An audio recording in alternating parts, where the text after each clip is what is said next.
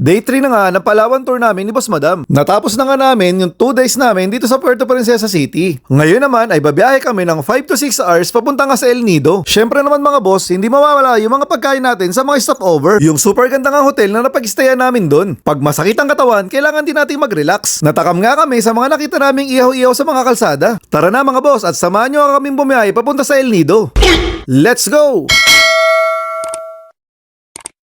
Kumusta mga boss? Alas 10 pa nga lang ng umaga ay sinundo na kami ng van service dahil ang third day nga namin dito sa Palawan ay papunta sa El Nido. Nakaka-excite na nga mga boss kasi syempre magsiswimming na tayo doon. Aabutin nga daw ng 5 hanggang 6 na oras ang biyahe dito depende sa mga stopovers. A few moments later. Stopover muna.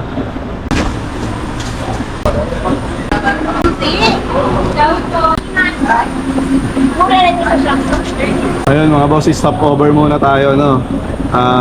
Medyo busog pa kasi kami galing dun sa hotel. So ang in-order namin ito lang, siopaw.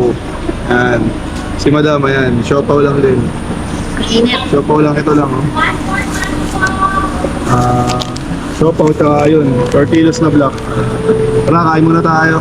Doon nga sa stopover mga boss, nasa kalahati pa nga lang daw kami ng biyahe. Kaya ito, mga 3 oras pa ulit kaming babiyahin ito. Nung malapit na nga kami sa El Nido ay bigla pang umulan ng malakas, kaya medyo nabasa kami. A few moments later. Buti na lang nung pagbaba namin ulit sa hotel, humupa na nga yung ulan kaya napakita ko na yung hotel natin.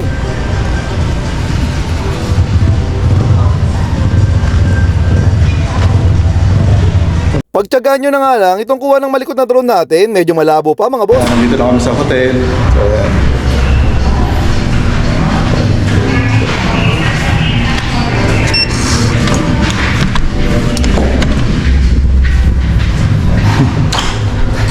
Ayan na si Boss Wala.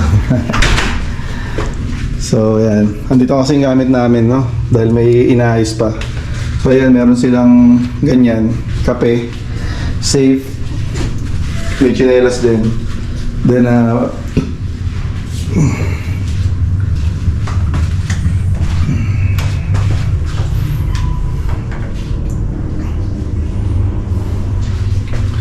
syempre, yung shower area, yan.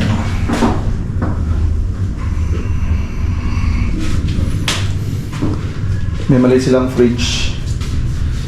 Then, yan. May malaki silang TV dito. Parang 55 inches yata yan siya. Siyempre naka-charge na yung mga natin, no? Yung bag natin.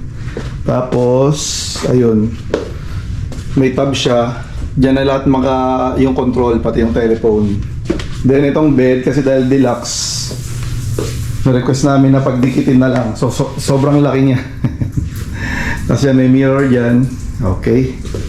Yan, may isang upuan. Then, syempre hindi natin kayang bayaran yung seaside. Dito lang tayo sa side na to. May balcony siya, yan. So ayan yung main road diyan. Okay. A few moments later. Naglakad-lakad nga muna kami ni Boss Madam sa labas para makita naman namin kung ano yung mga meron dito.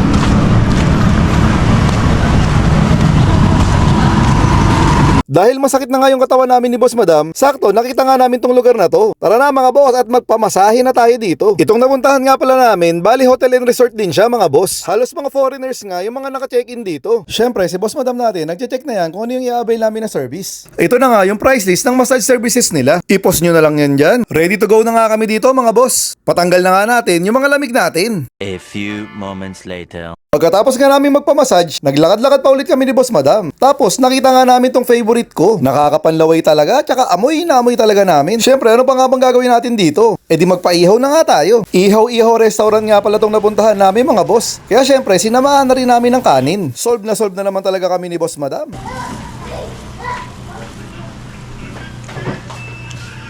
Ayan ang ebidensya, di ba?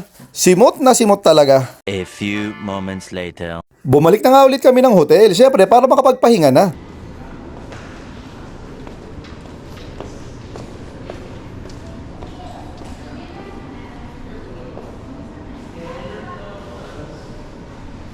Kaso, pagkakat nga namin ng hotel, meron kaming narinig na music. Meron palang acoustic band, kaya pinuntahan muna namin ni Boss Madam. Dito nga to sa Sky Lounge mga boss. Okay na okay nga yung room namin kasi ka-level namin to. Yung nagustuhan namin dito kaya ito yung binook namin na hotel dahil nga dito sa Infinity Pool. Kaso nga lang gabi na kaya hindi na kami nag-swimming. Kung umabot ka pa nga sa parte na ito ng video, huwag mo lang kalimutang i-like and share. Kung hindi ka pa rin naka-follow, baka naman. Sana nagustuhan niyo tong video na to. Bye-bye!